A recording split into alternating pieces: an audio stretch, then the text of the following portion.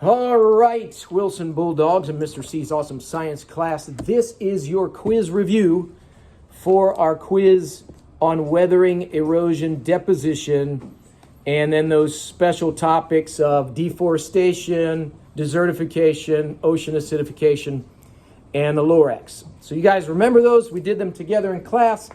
And so what I'm going to do is kind of just give you a quick run through. Your bell work was on the screen. You had to write how the introduction of wolves back into Yellowstone Park actually changed the rivers. So that was your bell work for today.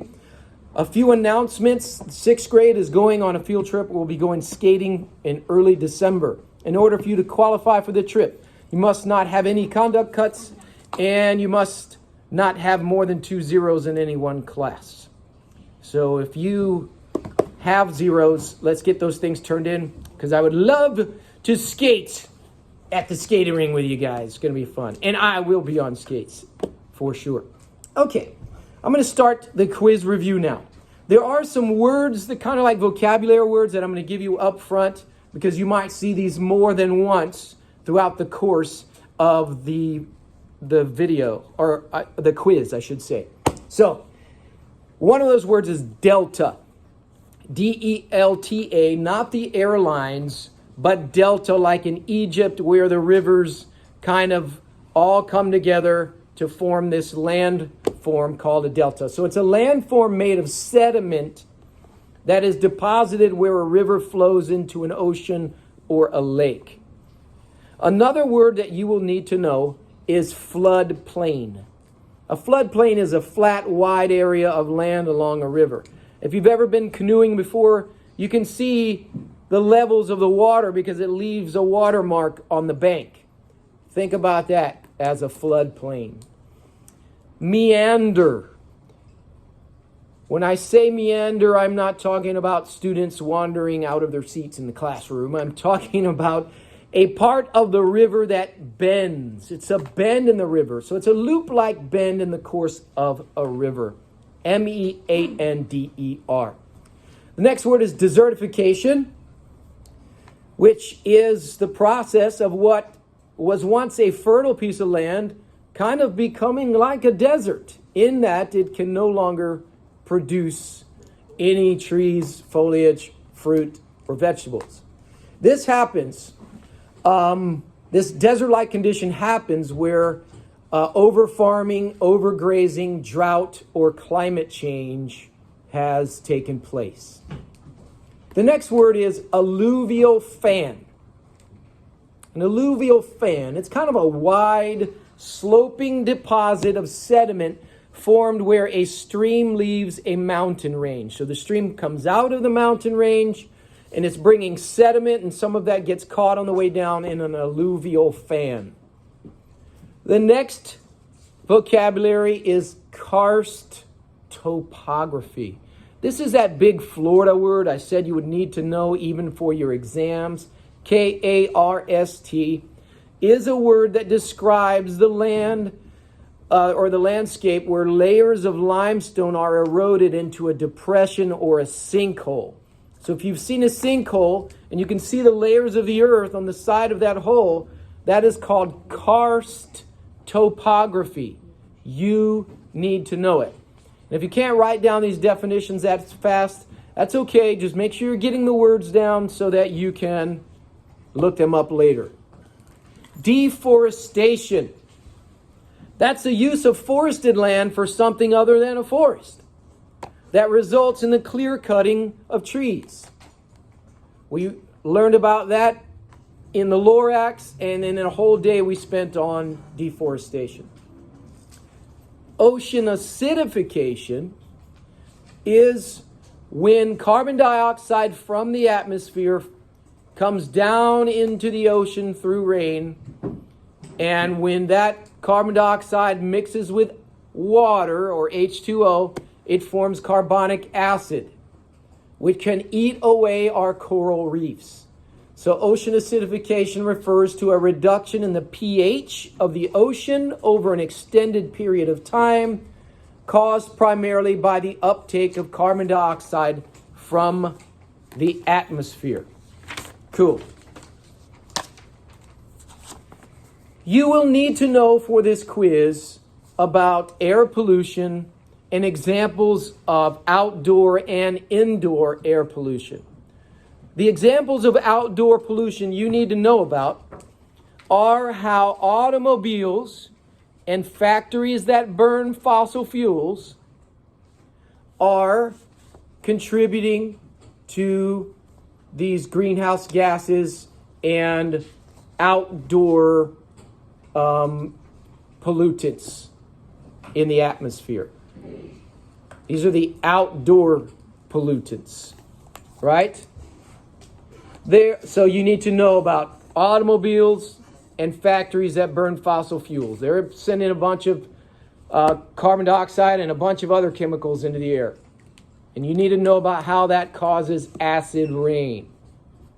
Make sure you look that up. Okay.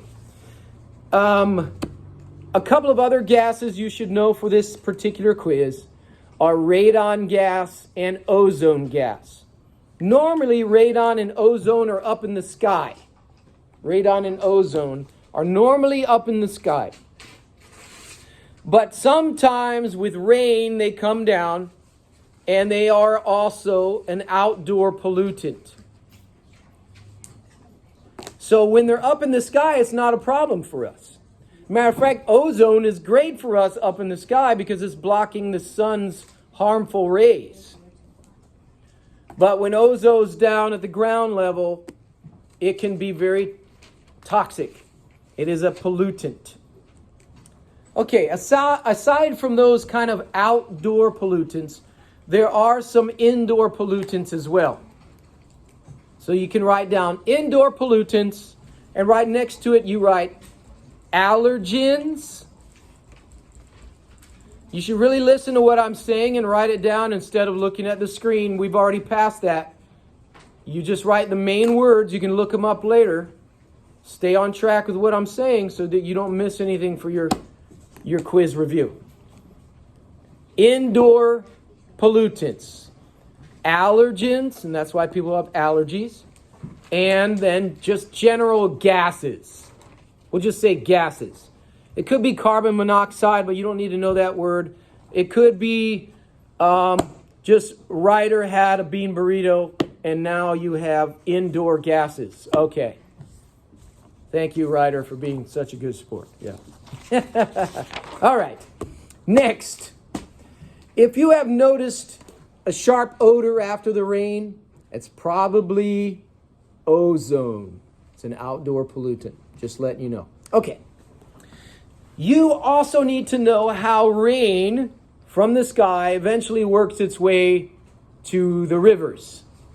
I mean, of course, it falls into rivers, but a lot of rain can actually create flash floods in rivers, and let me tell you how the water gets there. So, these are the steps. You'll need to be able to put them in order. Number 1, rain, or also known as precipitation. Number 2, puddles.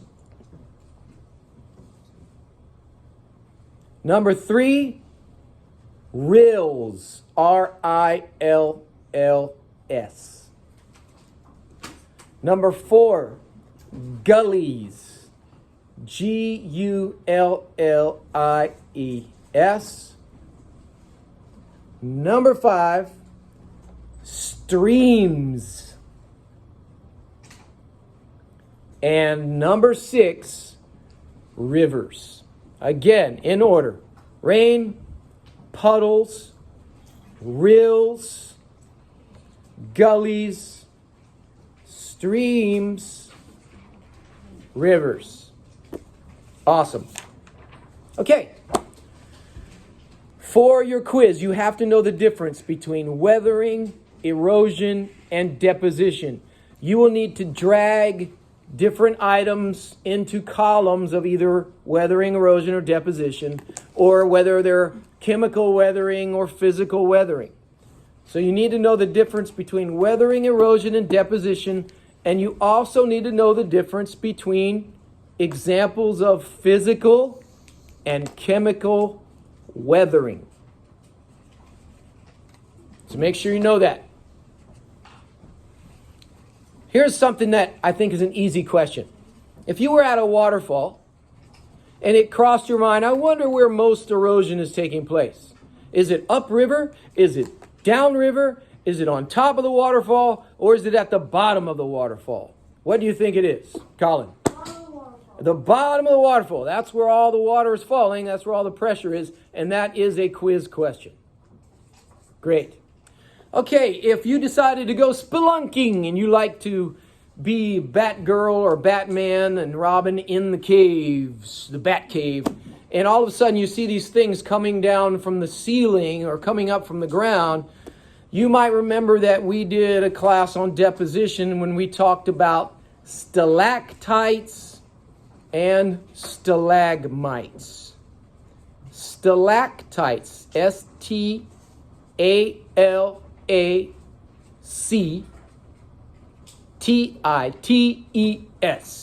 Stalactites have a C in it, and the C stands for ceiling. It's coming down from the ceiling. Stalagmites, Stalagmites,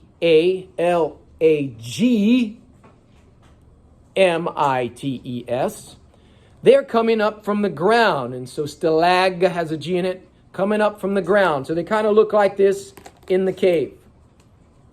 And they're constantly dripping chemical erosion. And those chemicals are building up. They're calcifying. So if I ask you the question, what is happening, erosion or deposition, what would your answer be? Wendy? Deposition is correct. It is actually growing. If it is breaking down, that's erosion. But if it's building up, that's deposition. Good job. Okay. Let's move on.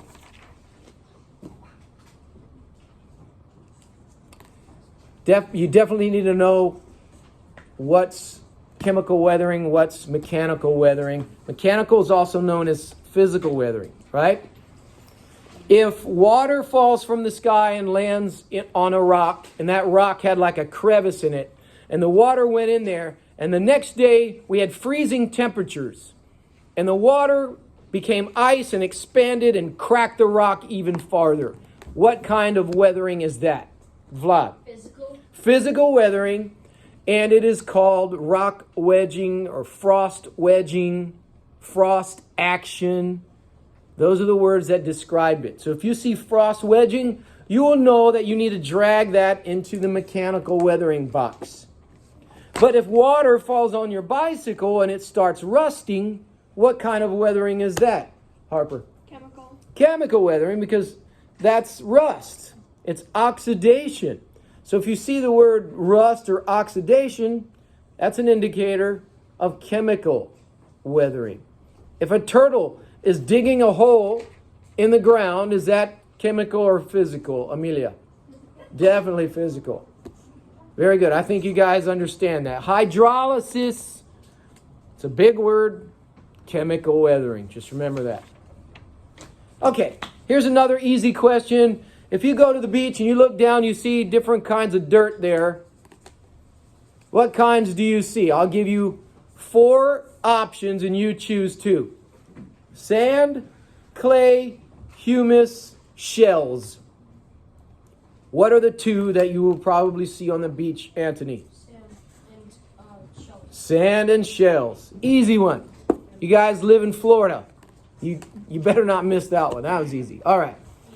Okay, if you lived in a place where there's sand dunes like we have on our beach, but also in deserts they have dunes that are formed by the wind. Which process causes those sand dunes to be built up? Is it weathering, erosion, or deposition? Lincoln. Weathering? It's not weathering, but I mean, everything has a part to play. But the actual building up, think about that. I said that earlier. Colson. Erosion? Not quite there. Lincoln, so what is it? Deposition. When you see the words like formed or built up, think about deposition. Okay.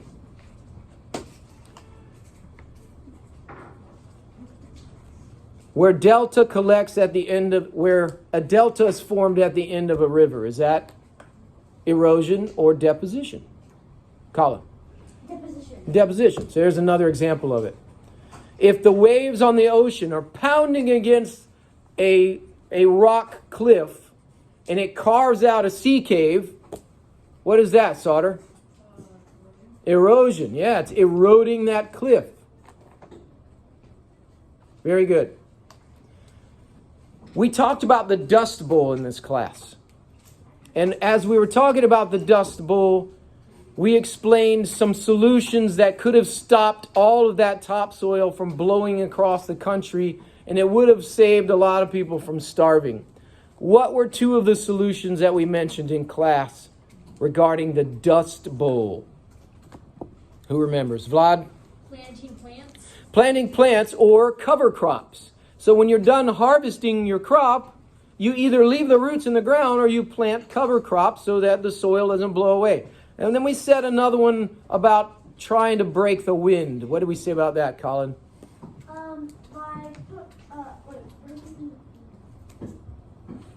You could add fences or walls around the farms to make it so the Yep. wind isn't blowing. Some fencing or even trees. If you plant some big trees, you can break the wind and that'll slow down some of that erosion.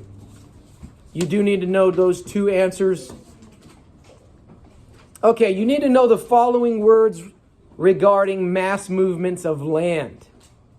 We know what mass movements of water are, like rivers and rills and gullies, but there's also mass movements of land, like an avalanche, for example. But here are the four that you need to know. Landslide, slump, creep. Jeepers creepers. What is creep? Look it up. And mud flow. Landslide, slump, creep, and mud flow. We talked about these. We explained them. It's in Canvas. There's literally pictures of them. And you can have it ready for the quiz. Okay, sinkholes happen in Florida more than anywhere else in the United States.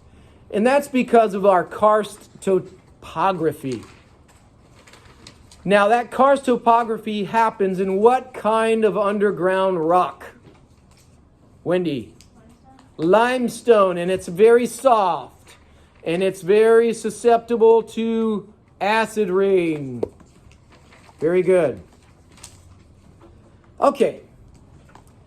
If we went out to the beaches, we'd probably, the beaches near Tampa Bay, we'd probably pass through St. Petersburg or Seminole, or we'd pass through Largo or something like that. And then you go over a bridge onto an island, and you've got St. Pete Beach, Treasure Island, Madeira Beach, Reddington Shores, Indian Rocks, Indian Shores, Bel Air Beach. You've got all those really cool beaches, right? But those beaches are actually on islands. And those islands are there protecting the cities from waves. These islands are called barrier islands, and it is on your test. Barrier islands protect our cities and communities.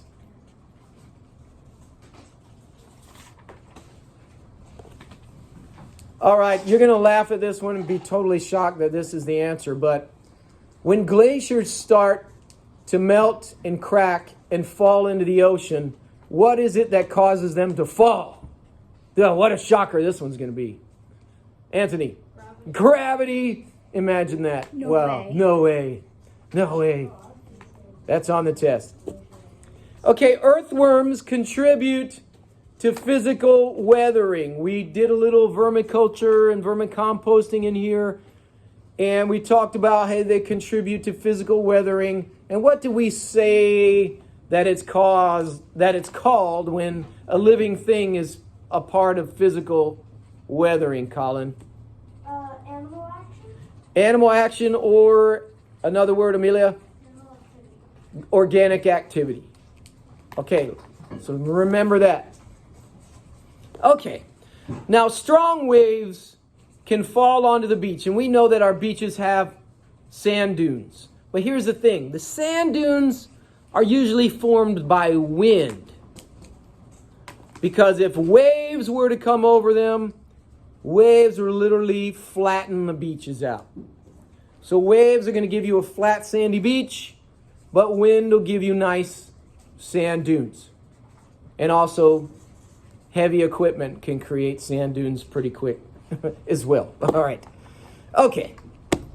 Remember, factories and trucks, they increase acid rain because of their contribution of gases into the environment. Okay, you have to know the definitions for weathering, erosion, and deposition. Let's see if you can name this word. What is the name for the process in which wind or water carries sediment from one place to another? June. Erosion is correct. Erosion carries it from one place to another, and then when it drops it off, that's called, Amelia? Aubrey, sorry. Deposition. Deposition. Okay. All right, you need to be able to put the soil layers in order. You have a soil layers foldable in your notebook. Hopefully you've glued it in there. You have to put it in order from the organic layer all the way down to the bedrock. Make sure you have those notes in your book. But here comes the hardest question on the test. So make sure you write this down. It's not only putting the layers of soil in order. This one is put in order how the soil is formed. This one's tough. How topsoil is formed. Step 1. The bedrock breaks into pieces. Bedrock breaks down. Step 2. Leaves fall to the ground. Step 2, leaves fall to the ground. Step 3, earthworms break down organic matter. Earthworms break down organic matter. Step 4, as the roots are breaking through the soil, the roots eventually decay and break down. So the roots break through the soil, but they also themselves break down. That's step 4. Roots break through the soil and break down. And finally, topsoil is formed. Number 5, topsoil is formed. Now, all of this information will be available for you in Canvas so that you can go on there tonight and hear this review all over again. Thank you for your participation in it. I will upload it to Canvas so that you have it for tomorrow.